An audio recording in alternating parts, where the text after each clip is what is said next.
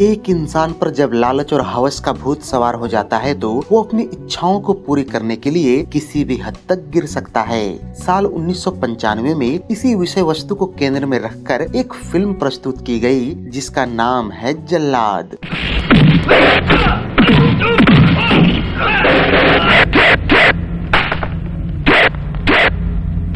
अगर हकीकत बर्दाश्त नहीं होती तो बता, तेरा बाप कौन है? हेलो जूनियर, अगर पैदा ही होना था तो अपनी महतारी का चेहरा लेकर पैदा होते, मार चेहरा लेकर काहे पैदा हो गए?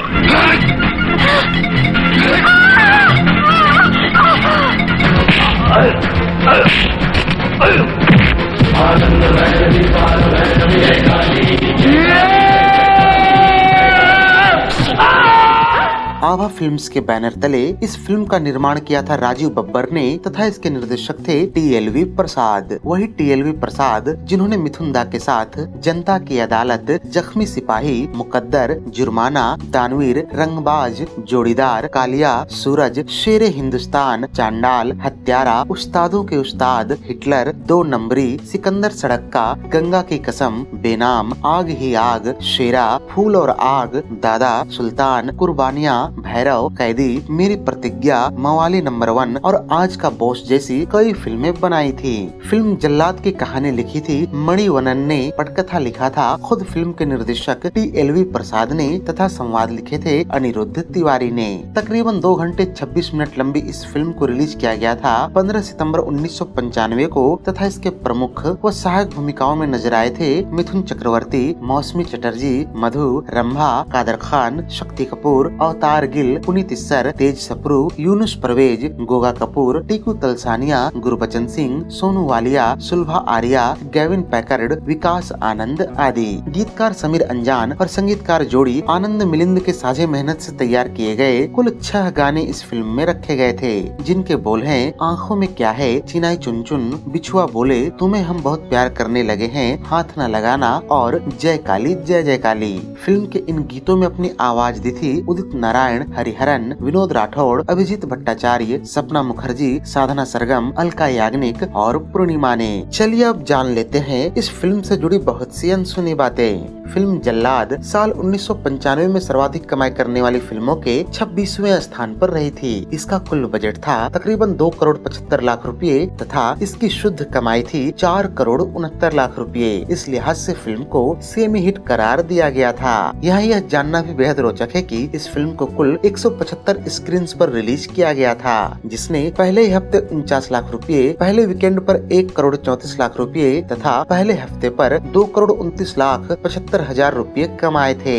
बात करें साल 1995 की 3 सर्वाधिक कमाऊ फिल्मों की तो पहले स्थान पर रही फिल्म दिलवाले दुल्हनिया ले जाएंगे, जिसने भारत में 86 करोड़ 49 लाख रुपए और वर्ल्ड वाइड 103 करोड़ 17 लाख रुपए कमाए थे और ब्लॉकबस्टर कहलाई थी। दूसरे स्थान पर रही फिल्म करण अर्जुन, जिसने 29 करोड़ रुपए कमाए और ब्लॉकबस्टर कहलाई तथा तीसरे स्थान पर रही फिल्म कूली नंबर 1, जिसने 20 करोड़ 96 लाख रुपए कमाए और सुपरहिट कहलाई। फिल्म जल्लाद साल 1994 में तमिल फिल्म अमेधी पढ़ाई की आधिकारिक रीमेक थी, जिसे लिखा व निर्देशित किया था मणिवन्नन ने तथा मुख्य भूमिकाओं में नजर आए थे सत्यराज और रंजीता। अभिनेता सत्यराज को तो आप जानते ही होंगे, जिन्होंने बाहुबली फिल्म सीरीज में कटप्पा की भूमिका निभाई थी, लेकिन यहाँ आप रंजीता को लेकर कंफ्यूज न हो। दरअसल हम बॉलीवुड फिल्मों की अभिनेत्री रंजीता की नहीं बल्कि एक दक्षिण भारतीय अभिनेत्री की बात कर रहे हैं। साल 2010 में इन्हीं अभिनेत्री और नित्यानंद नामक एक स्वघोषित परमात्मा का एक बेडरूम वीडियो भी लीक हुआ था, जिसे देखकर पूरे भारत में सनसनी मच गई थी। हालांकि दोनों ने इस वीडियो को उनके खिलाफ एक साजिश बताया और उन्होंने संबंधित टीवी चैनल पर केस कर दिया था। इस केस के फैसले में कोर्ट ने तमाम टीवी चैनल्स जिन्होंने इस घटना पर रिपोर्टिंग की थी उनको निजता का उल्लंघन करने के लिए फटकारा और माफी मांगने के लिए कहा था। वैसे साल 2010 में घटी इस घटना पर अगर आपने उस वक्त रुचि ली हो तो अपनी राय हमें कमेंट बॉक्स में अवश्य बताएं कि आखिर सच्चाई क्या थी। खैर, इस घटना के अगले 3 सालों बाद साल 2013 में इन्हीं नित्यानंद के सानिध्य में रंजीता ने संन्यास ले लिया और आगे चलकर जब नित्यानंद ने एक दक्षिण अमेरिकी टापू को खरीदा और उसे कैलासा नाम देकर एक माइक्रोनेशन घोषित कर दिया तो उसकी पहली प्रधानमंत्री रंजीता को ही बनाया गया। खैर, यहाँ यह जानना भी बेहद रोचक है कि फिल्म जल्लाद अमेधी पढ़ाई नामक नामक जिस तमिल फिल्म की रीमेक थी उसे साल 1994 में ही एम धर्मराजू एमए नाम से तेलुगु भाषा में भी रीमेक किया गया था, जिसकी मुख्य भूमिकाओं में मोहन बाबू और रंभा नजर आए थे। बताता चलूं कि आगे चलकर साल 2013 में अमेधी पढ़ाई का सीक्वल भी बनाया गया, जिसका नाम था नागराजन चोलन एमए, जिसमें एक बार फिर से सत्यराज ने वापसी की थी। अगर इस फिल्म को भी हिंदी में रीमेक करके अभी बनाया जाए और उसमें सत्यराज वाली भूमिका में मिथुन दा को लिया जाए तो उसे देखकर मिथुन दा के फैंस को सचमुच मजा आ जाएगा।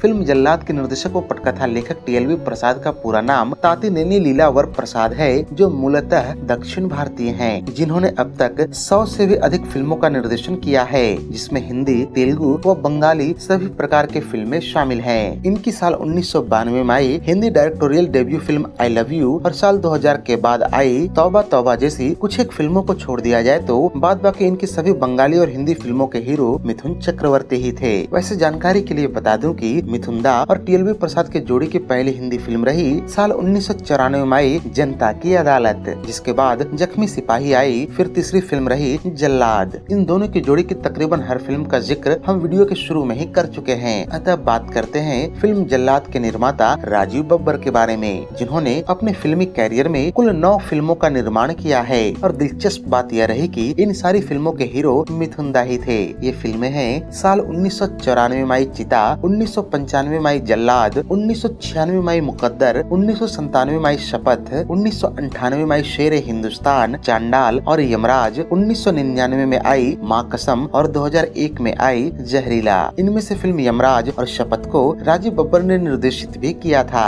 बात करें फिल्म जल्लाद के कास्टिंग की तो साल 1994 में आई फिल्म चिता की सफलता को देखते हुए राजीव बब्बर ने तय किया कि इसके लीड हीरो के तौर पर तो मिथुन चक्रवर्ती ही होंगे, लेकिन फिल्म में एक और हीरो की भूमिका थी, इसके लिए सनी देओल को चुना गया। दरअसल फिल्म में सनी देओल अमावस उर्फ विजय बहादुर बने मिथुन चक्रवर्ती के कमांडो बॉडीगार्ड की भूमिका में नजर आने वाले थे, जो कि आगे चलकर फिल्म के नायक मिथुन अर्थात इंस्पेक्टर क्रांति कुमार के साथ मिलकर विलेन मिथुन के लुटिया डुबोते। सनी देओल बॉडीगार्ड की इस भूमिका के लिए तैयार भी हो गए थे और उस वक्त उनकी भूमिका काफी बड़ी भी थी। इसमें सनी देओल के अपोजिट अभिनेत्री प्रतिभा सिन्हा को भी साइन किया गया था, लेकिन इन्हीं दिनों अन्य फिल्मों में व्यस्तता के कारण सनी देओल ने आखिरकार फिल्म को छोड़ दिया, जिसके बाद इसके निर्माता राजीव बब्बर इतने निराश हुए कि उन्होंने कहानी में बदलाव करके उस भूमिका को बेहद छोटा कर दिया और सनी देओल के जगह पर पुनीत इस्सर को चुन लिया गया। इस तरह से फिल्म से प्रतिभा सिन्हा भी हटा दी गयी। वैसे इस फिल्म में सनी और मिथुन दा एक साथ देखने को मिल जाते तो सचमुच मजा आ जाता। वैसे फिल्म देखते वक्त दर्शकों को यह कमी तनिक भी नहीं खलती, क्योंकि मिथुन दा ने अपनी दोहरी भूमिकाओं से दर्शकों को मंत्रमुग्ध कर दिया था। वैसे भले ही फिल्म में मिथुन दा ने 2 ही किरदार निभाए हों, पर सही मायनों में देखा जाए तो उन्होंने इसमें 3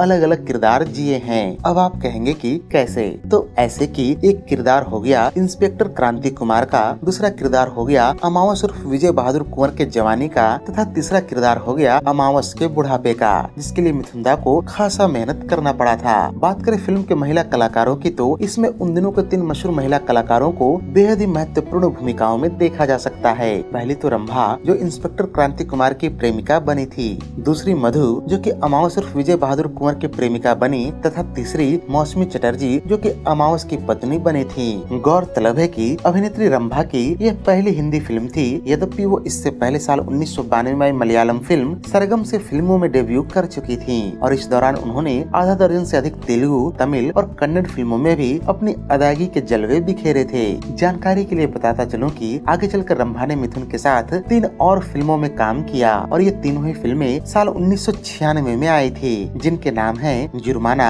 दानवीर और जंग। इनमें से 2 फिल्मों जुर्माना और दानवीर में रंभा मिथुन की प्रेमिका बनी थी, वहीं फिल्म जंग में उन्होंने मिथुन दा के छोटे भाई अजय देवगन की प्रेमिका की भूमिका निभाई थी। बात करें अभिनेत्री मधु की तो जल्लाद मिथुन दा के साथ उनकी तीसरी फिल्म रही। इससे पहले वो मिथुन दा के साथ साल 1994 में आई जनता की अदालत और 1995 में आई दिया और तूफान में नजर आ चुकी थी। फिल्म जल्लाद के बाद मधु मिथुन दा की केवल 2 ही फिल्मों में नजर आई, जिनमें से पहली फिल्म है साल 1995 में आई रावण राज और दूसरी फिल्म है साल 1997 में आई शेरे हिंदुस्तान। गौरतलब है कि फिल्म शेरे हिंदुस्तान में मधु गेस्ट अपीयरेंस में केवल एक गाने डाकिया बाबू डाकू है पक्का के दौरान नजर आई थी। बात करें फिल्म के तीसरी एक्ट्रेस मौसमी चटर्जी की तो वो न केवल फिल्म के अन्य दोनों एक्ट्रेसेज रंभा और मधु से सीनियर थीं, बल्कि फिल्मों में डेब्यू करने के मामले में मिथुन दा की भी सीनियर रह चुकी हैं, जिन्होंने साल 1967 में आई बंगाली फिल्म बालिका वधू से डेब्यू किया था और साल 1972 में आई अनुराग उनकी पहली हिंदी फिल्म रही। जहाँ तक बात है मिथुन दा और मौसमी चटर्जी के फिल्मों की तो साल 1978 में आई फूल खिले हैं गुलशन गुलशन वो पहली फिल्म रही जिसमें दोनों कलाकारों ने काम किया, लेकिन इस फिल्म के हीरो थे ऋषि कपूर और मिथुन दा इसमें उनकी दोस्तों में से एक की भूमिका में नजर आए थे। मौसमी चटर्जी और मिथुन दा जिस पहली फिल्म में स्क्रीन शेयर करते नजर आए वो रही साल 1984 में आई घर एक मंदिर, जिसमें दोनों देवर भाभी की भूमिका में दिखे थे। आगे आने वाले समय में परम धर्म और वक्त की आवाज सरीखी फिल्मों में मौसमी ने मिथुन दा की माँ की भूमिका निभाया। इस तरह से देखा जाए तो वो मिथुन दा की पत्नी और भाभी से लेकर माँ की भूमिका में भी दिखी, लेकिन असल में वो मिथुन दा से उम्र में 5 वर्ष छोटी हैं। फिल्म जल्लाद के अन्य दोनों अभिनेत्रियों रंभा और मधु से भी मिथुन दा का अच्छा खासा एज गैप देखने को मिलता है। रंभा मिथुन दा से जहाँ 26 वर्ष छोटी थी, वहीं मधु 19 वर्ष छोटी रही। यहाँ विडम्बना देखिए कि साल 1976 में जहाँ रंभा का जन्म हुआ था उस समय मिथुन फिल्म इंडस्ट्री में संघर्ष कर रहे थे और इसी साल वो अमिताभ बच्चन की फिल्म दो अनजाने में भी एक छोटी सी भूमिका में नजर आए थे। रंभा, मधु और मौसमी चटर्जी के अलावा फिल्म में सोनू वालिया भी एक जबरदस्त आइटम नंबर करती नजर आई थी। इस बात में कोई दो राय नहीं है कि सोनू बला की खूबसूरत थी और इसी के बदौलत साल 1985 में वो मिस इंडिया भी बनी और मिस यूनिवर्स में भारत का प्रतिनिधित्व किया, पर दुर्भाग्य से टॉप 10 में भी जगह नहीं बना पाई थी। सोनू ने बतौर एक्ट्रेस साल 1988 में खून भरी मांग से डेब्यू किया और उस साल के बेस्ट सपोर्टिंग एक्ट्रेस का फिल्म फेयर अवार्ड भी जीता। लेकिन सही मायनों में देखा जाए तो सोनू जितना खूबसूरत थी उनका एक्टिंग स्किल उतना अच्छा नहीं था। यही कारण रहा कि उनका एक्टिंग करियर आगे नहीं चल पाया और वो आइटम गानों में डांसर तक ही सिमट गयी। फिल्म से जुड़ा एक और दिलचस्प जानकारी आपको दे दूं कि इसमें मौसमी चटर्जी के द्वारा निभाई गई भूमिका के लिए शुरू में रीना रॉय जी को अप्रोच किया गया था, लेकिन उन्हें फिल्म के अंत में अपने किरदार की मृत्यु से ऐतराज था, जिसके कारण उन्होंने इसे मना कर दिया। फिल्म जल्लाद में शक्ति कपूर ने भी अलग अलग गेटअप्स में अपने शानदार कॉमिक टाइमिंग से दर्शकों का भरपूर मनोरंजन किया था। इस फिल्म में कभी वो मैड मैक्स फिल्म के विलेन वर्नॉन वेल्स जैसे लुक में नजर आए तो कभी गब्बर सिंह बने दिखे। हालांकि यह कोई पहली बॉलीवुड फिल्म नहीं थी जिसमें मैड मैक्स के विलेन का मोहॉक लुक अपनाया गया था, बल्कि साल 1987 में आई फिल्म लोहा में भी अमरीश पुरी कुछ ऐसे ही हेयर स्टाइल में दिखे थे।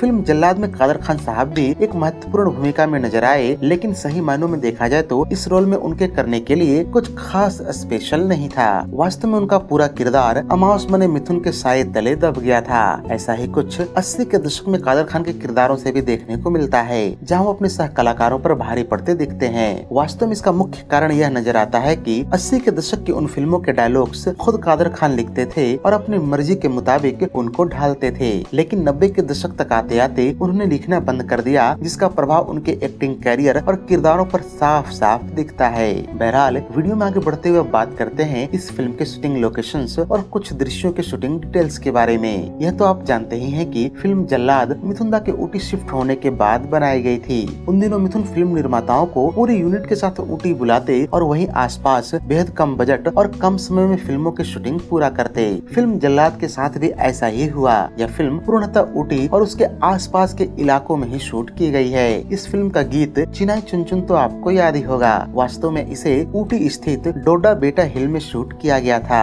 इसी गाने में जो झरना दिख रहा है वास्तव में इसका नाम पैकरा वाटरफॉल है, जहाँ हिंदी समेत कई दक्षिण भारतीय फिल्मों को भी शूट किया गया है। बात करें फिल्म में मिथुन के इंट्रोडक्शन सीन की तो इसमें आप ये जो कीचड़ और पानी देख रहे हैं, दरअसल इसे फिल्म की शूटिंग के लिए इसके action director Rambo Rajkumar ji के कहने पर स्पेशली तैयार किया गया था। इस फाइट सीक्वेंस को देखकर मुंह से यही निकलता है कि वाह, एक्शन और बैकग्राउंड म्यूजिक हो तो ऐसा हो वरना ना हो। इसमें मिथुन कमाल का एक्शन करते दिखते हैं, पर अपने उम्र का ख्याल करते हुए कठिन जगहों पर उन्होंने बॉडी डबल का भी सहारा लिया है, जिसे आप गौर से देखकर समझ भी सकते हैं। बात करें फिल्म जल्लाद को मिले अवार्ड्स की तो इसने कुल 2 अवार्ड्स अपने नाम किए और ये दोनों ही अवार्ड्स मिथुन दा को best actor in negative role के श्रेणी में मिला था। पहला अवार्ड फिल्म फेयर की ओर से दिया गया, जिसके लिए अमरीश पुरी, आशीष विद्यार्थी, डैनी डेंगजोंगपा और मोहन अगाशे भी नॉमिनेट थे।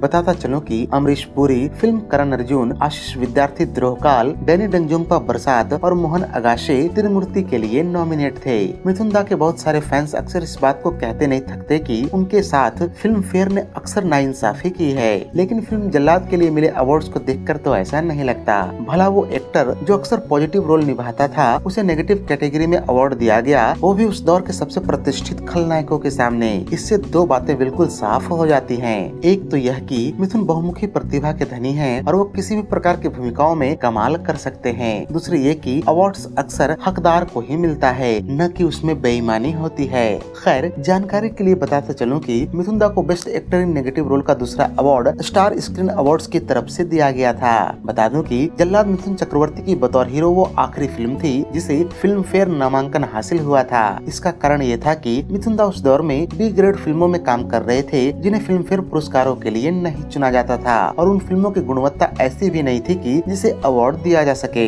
ऐसी बी ग्रेड फिल्में करने के दो नुकसान मिथुन दा को साल 1995 से ही देखने को मिलने लगे थे। पहली बात तो ये थी कि 90 के दशक में रूस के विखंडन के बाद मिथुन चक्रवर्ती की फिल्मों का मार्केट वहाँ खत्म हो गया और मिथुन की ऊटी में बनने वाली हिंदी फिल्मों के लिए ओवरसीज मार्केट में कोई जगह नहीं बची।